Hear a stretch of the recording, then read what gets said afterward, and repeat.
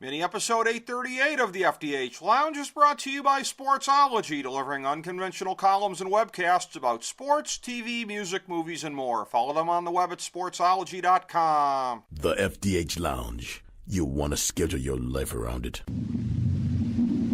A long time ago, on a gloomy, wet Cleveland spring night, two men stand alone amidst the late-night drizzle. Their voices echo across the vacant station parking lot as they debate the merits of the great American radio show that have been missing for far too long. On that night, an idea was born. That idea became the FDH Lounge.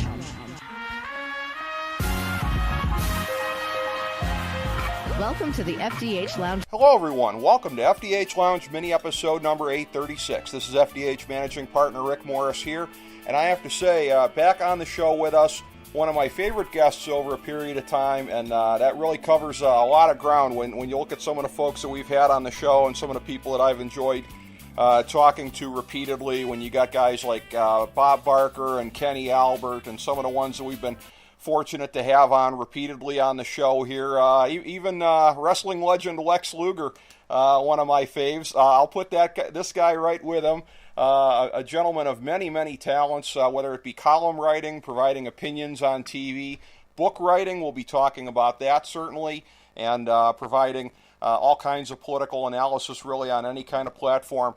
The great Ellis Henican. You can find out everything that's going on with him presently at Henican.com, and the most prominent of projects right now, a book that has just been released, Tuesday's Promise, One Veteran, One Dog, and Their Bold Quest to Change Lives, co-authored with the late Luis Carlos Montalvan, and it is a true pleasure to have you back on the show, Ellis. Thank you so much for coming back on with us, and congratulations on this great new book. No, hey, Rick, always enjoy hanging out with you, man. I right back at you, and we were. I'll never forget getting to do this in person a couple of years ago back in Tribeca. You were kind enough to have me up there at your place personally when I was in town, and really enjoyed that sit down with you, and every time we've gotten a chance to do stuff subsequently. And as I say, you're a man that's always got your finger in many pies. I can relate to that personally. And this book that you've got out, really being released today as we're taping this, and so it's just hit the shelves there for people to be able to order. Great subject matter. Anything with PTSD and veterans.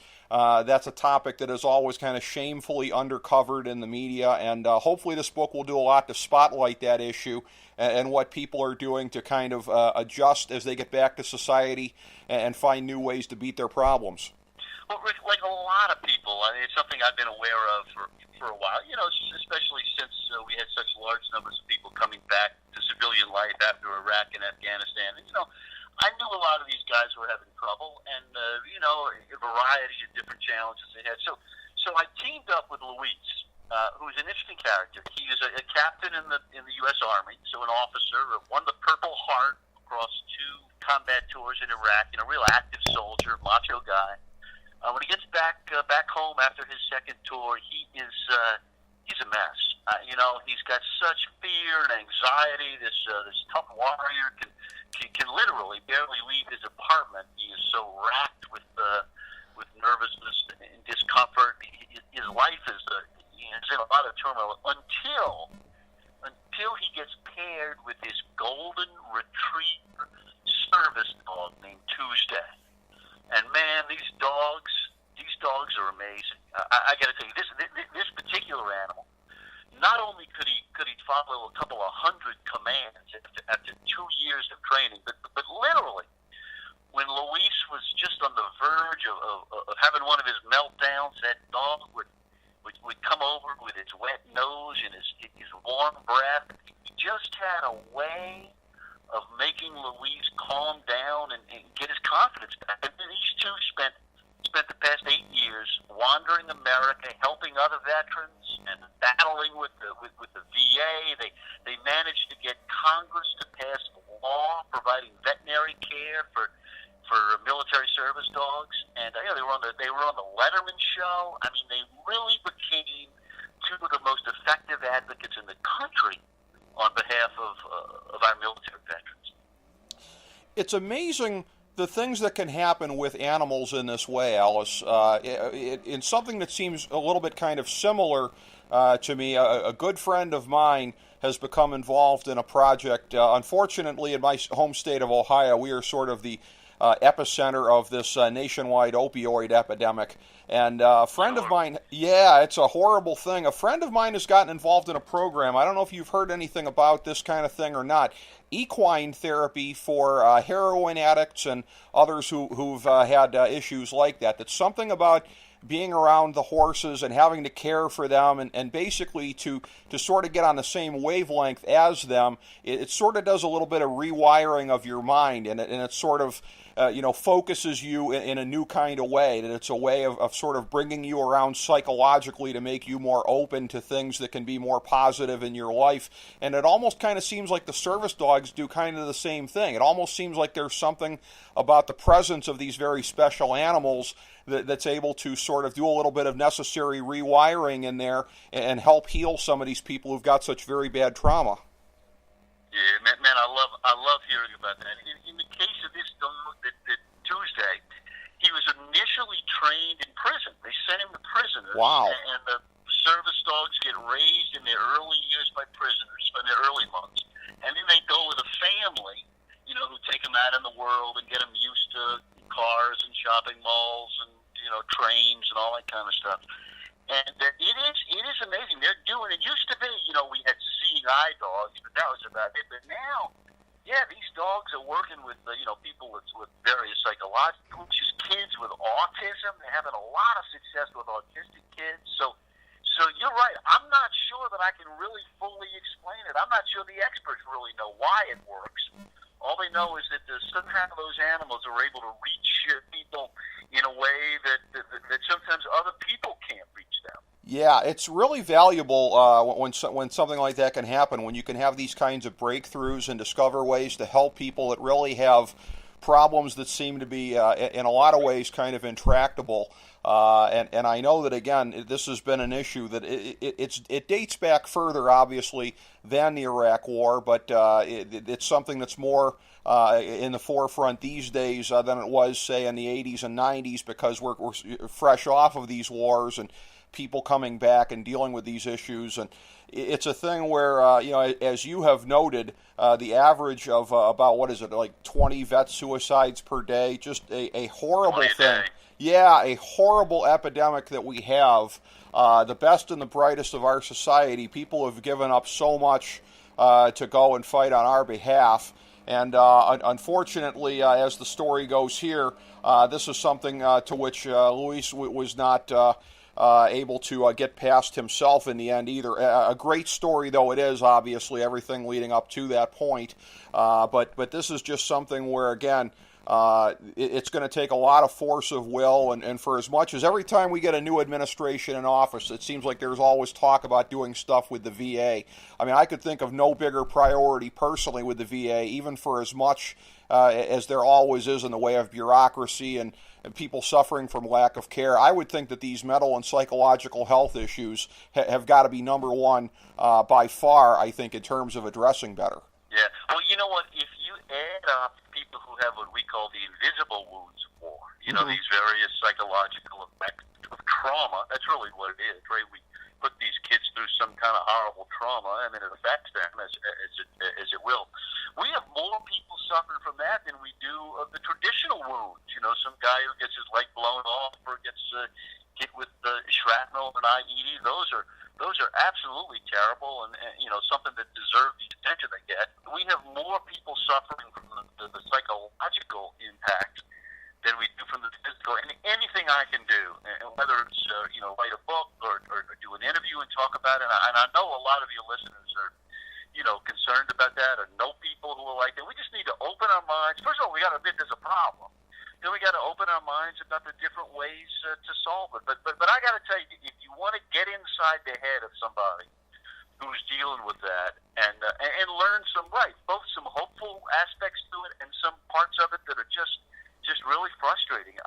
There's nothing I've ever produced that's the equal of this one. I'm very proud of it. Tuesday's Promise, it's called, and it's it's in bookstores across the country and Amazon, Barnes and Noble, wherever the books are sold. I appreciate your focusing a little attention on it, Rick. I really do. Well, thank you, Ellis. I'm glad to get to talk about it, and again, I think really doing the Lord's work here and shining a spotlight on these issues and showing why, again, and it's a thing where it's easy to talk about an issue with this and sort of, veer towards, a lot of people will veer towards the political in ways that they shouldn't. But I think it's a thing here, too, that for folks like myself, again, I'm certainly on the right side of the spectrum, but have really sort of defined myself as a realist internationally, particularly in light of some of the debacles that we've had here. Again, there's no do-overs when it comes to wars here, but if nothing else, one would think that, again, the human tragedies that have befallen this country for the veterans in the wake of Afghanistan and Iraq. Again, Afghanistan was something we couldn't really run from, at least initially, after 9/11 happened, but Iraq, certainly a war of choice. It is something, obviously, for policymakers, I think, to keep foremost in their minds, Ellis, the human cost of these things and the things that just go on for decades and decades after the last bullet is fired. Yeah, and, that ought to be something, honestly, that unites people, whatever their politics are. Once we send those people, those men and women to war, most of them young men and women, once we send them over there, we really need to take responsibility for what happens to them. Whether we're in favor of the war, opposed to the war, liberal, conservative, I don't care. They went over there to do a job for us. And I think we bear responsibility to get them back on their feet and help them begin living productive lives. And, that's just part of doing business in the big bad world, I think. Oh, it is, absolutely. And that is something that should be an issue that unites everyone across all stripes, no question about that. And, on a somewhat lighter note here, as regards, and anything with Trump when you're talking about that because of the entertainment specter is going to be a lighter note than this kind of stuff. But, you're a guy, Ellis, you're so intellectually honest in how you go about stuff, and I think that's one of the reasons that you have been on platforms as much over a period of time, like for example, Fox News, because you're a guy who can go on there and give your perspective and be fair about it and everything. I wonder, to this degree, in looking at Trump being president, and again, there's everybody on the right side of the spectrum, like myself, sort of gets saddled with this. I'm personally in the caucus of, don't blame me, I voted for Darrell Castle as I went on the Constitution Party line, but is there any kind, as you look at this, of compassion for your friends on the right side of the spectrum in terms of, like, what if it was President Jerry Springer that was a Democrat and you were out there having to defend some of the policies he was putting forth?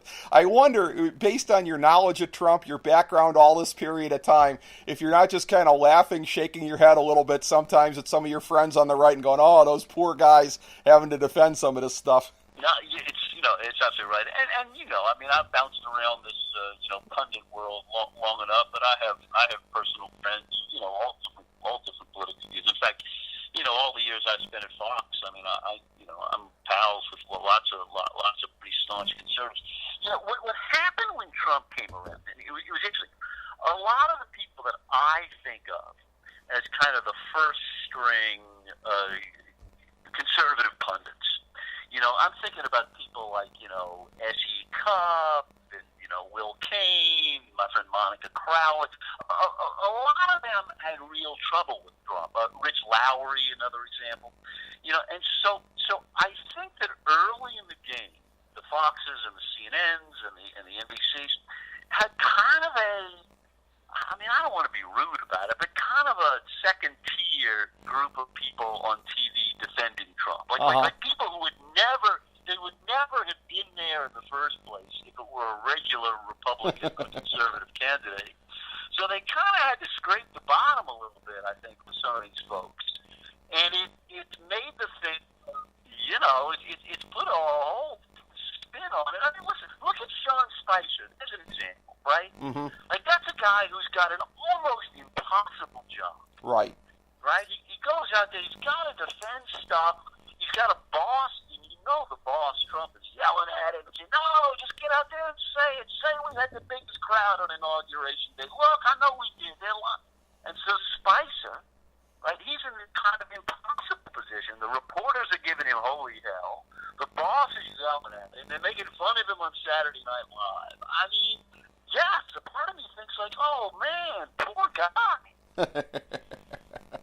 Yeah, absolutely. And by the way, in terms of your colleagues that you've had, past and present, want to pass along my condolences here. I know that you were a frequent fill-in for Alan Colmes, and I never got a chance to meet the guy, but a great human being from everything I ever heard, and I know that his loss is felt very deeply by his friends. Yeah, no, that is true, and that also, I think, cut across the political spectrum. I had both the honor and the duty to, fill in for him a bunch in the days when he was not doing well near the end. I did a memorial show that, it was amazing how many folks gathered just wanting to talk about the guy. Honestly, Rick, it's one of the things I like about what you're doing there is that I think it's boring just to talk all day with people that you agree with. Sure. There's nothing more boring on TV or radio than the guest who says good point. Good, you got nothing else to say after that. It's much more interesting when you kind of mix it up a little bit. You bounce ideas off of people. That's how we learn. So I've always liked talking with people who have a pretty big diversity of views. Absolutely, I can really relate to that. And as a big Rand Paul fanboy, I find that, again, I usually find something to differ with in whoever is on the program at any given point in time. So I hear you. You know what I think, Rick? What? In my case, I think it comes from being from a big, loud family. Believe me, like my liberal friends always ask me, like, how can you stand to touch that O'Reilly guy?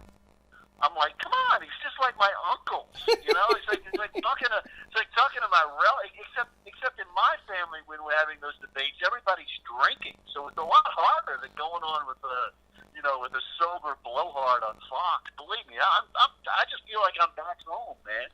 Sure, I can understand that. And I had a question to ask about some of the things here, and you're perfectly positioned to answer this, being a guest on many of these shows, particularly O'Reilly over the years, and again, being an analyst of the media. But it's been kind of a weird thing to me as we're looking at Trump's first 100 days, at the people that didn't survive it in their present jobs. Bill O'Reilly goes from interviewing him on the day of the Super Bowl to everything kind of blows up. He's gone now. You look at Milo, the alt-right guy. He was kind of riding high there for a while. He ends up getting bounced out of Breitbart. Tommy Lahren, looks like her 15 minutes of fame might be up. But I was looking at this. I was looking to see if there was any kind of an analogy to when Obama came into office. And right about that point in time, it seemed like some of the same kind of stuff was happening. That was the last days of Air America. You got Keith Olbermann, who's somebody where, Mother Teresa would have punched him in the nose, but all of a sudden that becomes an issue at that point in time, right? It just seems like, your moment in the sun almost kind of stops once, quote unquote, your guy gets in there. Is that a function of today's culture? That's ironic. That's an interesting insight. I hadn't really thought about that, but I think you may be honest. One thing I would add, though, is the people that you mentioned, Milo, O'Reilly, I'm not sure they're done. Right. I mean, Tommy. I mean, these are people who, you're right, they've had some kind of a tumble. They've lost their immediate platform. Sure. But media is a big world. If O'Reilly wants to do some new network, or he wants to do something online, if Tommy finds some other home, if Milo is just starting some kind of some kind of hit squad or something. I'm sure I'll be one of his targets. But I don't think these guys I don't think they're dead yet. I mean, Keith Olbermann is still kicking around, for God's sake. Right. No, that's true. That's a good point. And this is a media landscape where everybody kind of gets a chance to redefine themselves and go to new platforms and try new things. And you are absolutely right about that. It's just jarring. Listen, it gives me hope. It gives me hope. If I really screw up somewhere, maybe get a second and a third match. Yeah, exactly. There is always a lot of hope when you look at that and how people are able to reinvent themselves. It was just striking to me that there didn't seem to be any kind of notion that anybody was going to have to reinvent themselves, because these were, as far as it goes with O'Reilly, Milo, and Tommy, in very different ways. Three very different people, but three people that all were very strongly identified with the Trump tide, if you want to call it that. and none of them make it out of the first 100 days on the present platform that they're on. So it's an interesting thing. Let me add one more thing. You got me thinking here, man. Well, one thing I would say, it is in many ways easier to be in this role, the pundit role, the columnist, the commentator, the critic, when your friends aren't in power. Yes. It was a whole lot more fun for me, honestly, to be banging on George W. Bush than it is to be saying, well, Bill Clinton's not that bad. It's not. It's a lot easier. It's a lot easier to be, taking shots from the outside than it is to be ducking fire coming at you. So in a way, like right now, the energy is kind of on the left, right? All these, demonstrations over the health care plan and all this resist stuff, in the same way that when Obama was in power, most of the energy really was on the right. So yeah, in terms of commentary and criticism and media stuff, in some ways it really is easier when your guys aren't in power. You're right about that, because everything with the resistance out there right now really reminds me, as it reminds a lot of people, this is not an original insight on my part, of the Tea Party, the early days of the Tea Party and the protestations against the new administration that's in there. And some of this in today's polarized world is sort of the nature of the game. Some of it is just sort of special to the circumstances of it. And the circumstances of somebody like Trump. And this is where, again, I want to burrow into your insights as somebody who has covered the scene that has included Trump now for a couple of decades. I want to know what you think on this one here in terms of culture shock. Bigger culture shock. Is it Donald Trump adjusting to Washington or Washington adjusting to Donald Trump? I think probably the second. Because I don't think Donald Trump is adjusting to Washington. I think we'd be better off if he was more open to kind of learning how to get stuff done, learning what the culture is down there, learning how to, to some extent to achieve things, you do have to play certain games. I think he's probably just too old to learn much new. So I don't think he's changing. But he's definitely forced a lot of changes on the world and on the culture. He's doing stuff, love him or hate him, he's definitely doing stuff his way. He certainly is. There's no doubt about that. He is an American original, whatever else anybody else might say. But it's funny. I'm working on I just agreed. We'll talk about this maybe when it comes out if you're up for it. I just agreed to write kind of a funny book about Trump, like a little paperback, like a little bathroom book. And it's going to be called Trumpitude, and it's going to be like how to behave like Trump. It's like the little white book or the little black book of how to be just like Trump, and like how to pick a wife like Trump picked a wife. We'll have a whole bunch of tips. Maybe some of you folks can give me some suggestions, but little things that you got to learn, like the kids when I was playing with. Like, pick a wife who speaks enough English to follow your directions, but not so much that she expresses a lot of her own opinions. That's perfect. As a matter of fact, you know what this is putting me in mind of? A very Donald Trump-like character, the more I think about it. I never made this connection before. The book Sterling's Gold that came out of Mad Men, I'm getting the sense that that's the kind of book you're going to be writing here. Something like The Wit and Wisdom of Roger Sterling. It sounds a lot in that vein. That would be awesome. It's just going to be funny. It's not like a series. It'll come out before Christmas. It'll be like, more like a little stocking stuffer book. But keep that word in mind. You got to have the right Trumpitude. Awesome. I definitely want to have you back on when that's coming out to talk about that. That is definitely certain.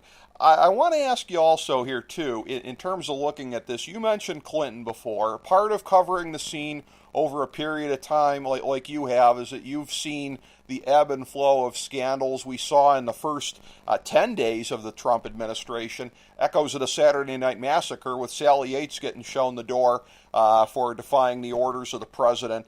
All this stuff that's going on right now with Russia, again, a lot of it is going to get down to the nitty-gritty in terms of what the intelligence community finds, who did what, the things that you and I don't know yet. But just in terms of looking at the political climate of scandals. This is a thing where, again, people in the first month or so were convinced that he wasn't going to last beyond that stuff there. It started to turn a little bit subsequently, but what's your sense of where this thing might be going? He's certainly a man who does not have anything on the Republican side in the way of impeachment insurance in Mike Pence, because most Republicans in Congress would probably rather have Pence as president. So could be like a Jimmy Carter type situation there when he had Tip O'Neill knifing him in the back and vice versa. So what's your sense of where the Russia thing might go, at least on a political level, and how that might affect his longevity as president? Yeah, it's two questions. Let me see if I can answer one. The Russia thing, I think there's more that we don't know yet. I mean, I believe, and I can't prove it yet, but I mean, my instincts, mostly watching how people are reacting, tells me that there are more connections, and maybe not with Donald himself, but with some people pretty close to him, some connections with some Russian actors that are going to be embarrassing when they finally come out. And they will come out. They believe me. The FBI and the other investigators will get to the bottom of that. They're not there yet, but they're going to get there. So I think there is more pain. Now, I don't think this is going to end well, but I got to tell you, I still don't know how it's going to end. Impeaching the president is very difficult, particularly, you're right, when your own party controls the House and the Senate. They're not eager to do it.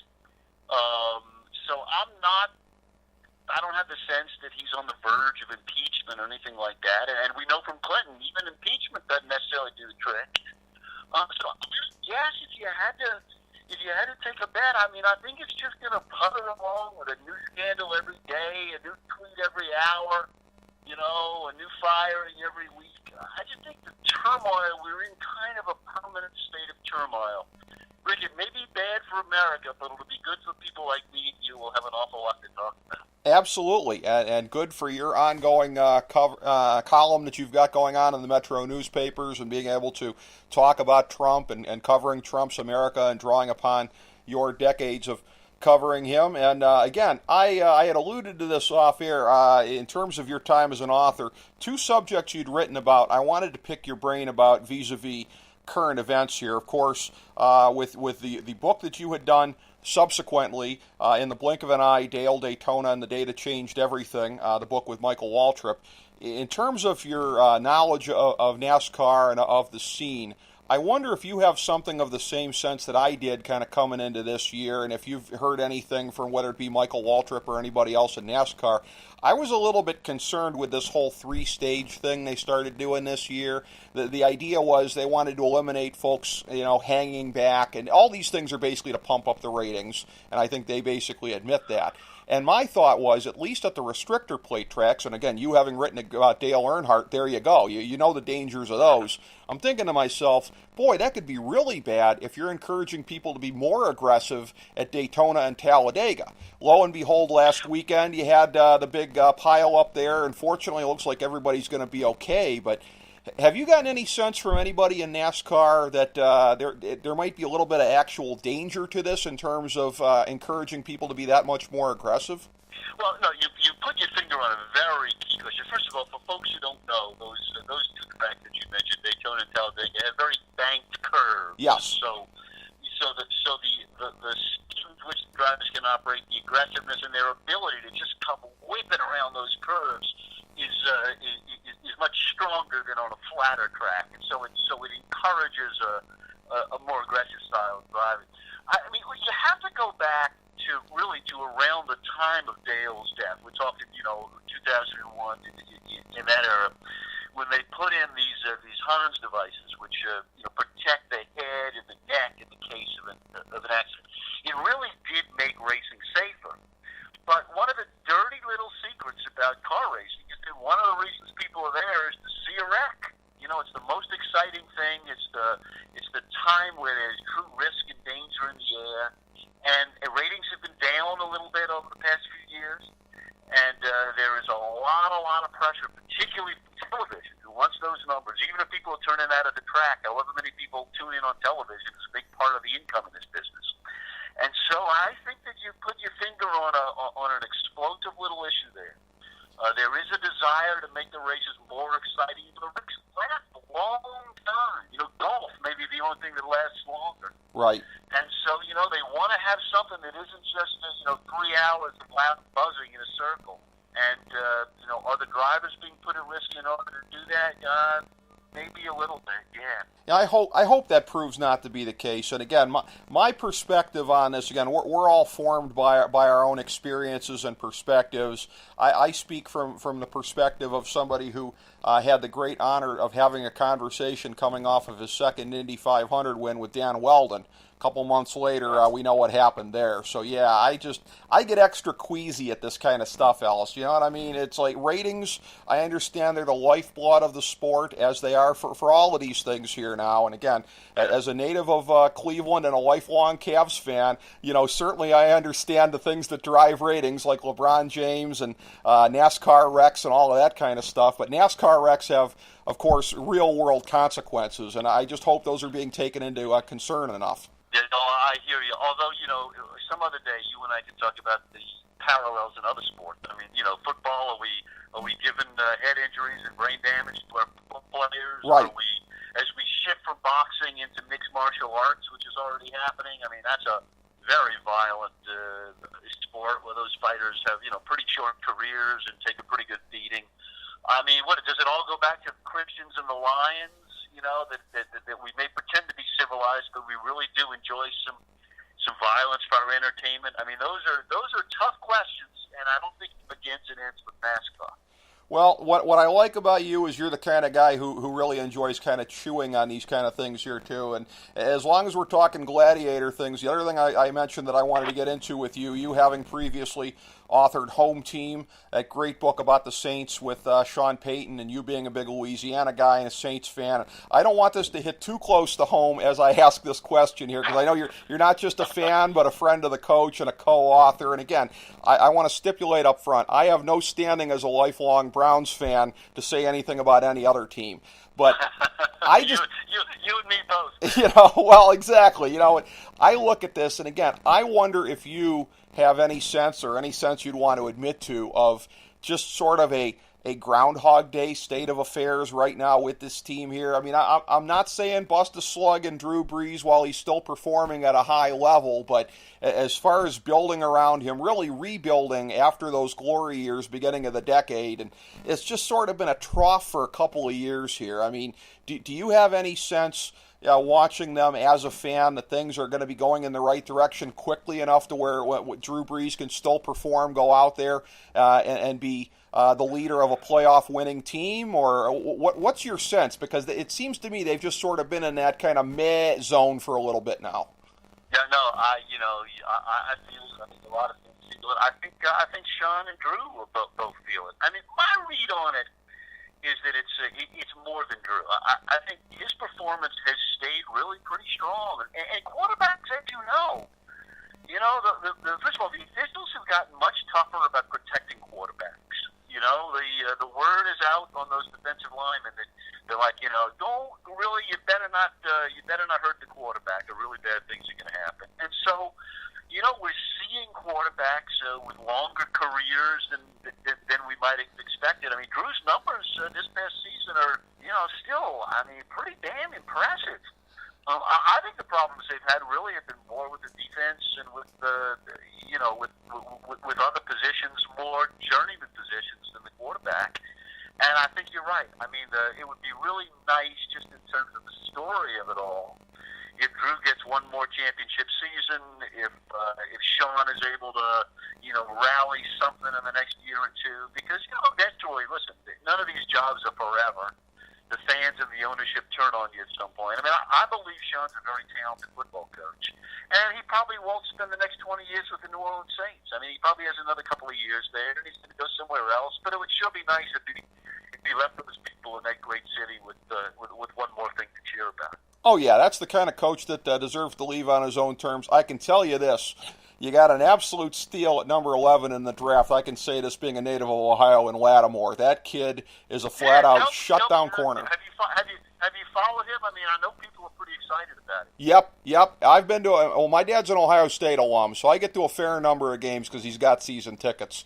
And I will tell you, congratulations is all I can say to you as a Saints fan, because he never should have been there at 11. That kid is locked down, man. That kid is going to do great things. Obviously, one position out of 11 on defense, but I think we would agree, when you're talking shutdown cover corner, that's in the top 3 or 4 defensive positions easily.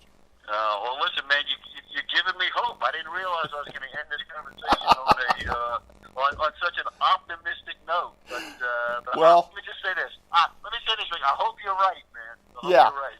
Well, and I'll tell you what, and I'll bring everything full circle on this. I'm going to take the obvious cheap shot about a guy on something that you said there. When you talk about defensive coordinators saying, don't hurt the quarterback, I'm a big fan of the guy, but our new defensive coordinator, Greg Williams, I don't think that's what he ever is telling his players, Ellis. No. Well, you and I have both had some experience with Greg. I think he's probably got pretty good skills, but he left a bit of a bad taste in New Orleans. I'll say that. He did. He's a character, much like many of the people we've had a chance to get into in this characteristically great discussion with you, Ellis. Again, as I say, you're one of my favorite guests. There's just so many things that we can get into and talk about, and it was a pleasure to do all of that. And I wish you nothing but the best for this new book, Tuesday's Promise: One Veteran, One Dog, and Their Bold Quest to Change Lives, co-authored with the great Luis Carlos Montalvan. Thank you so much for your time, Ellis. And when the Trump book's coming out, we got a reprise.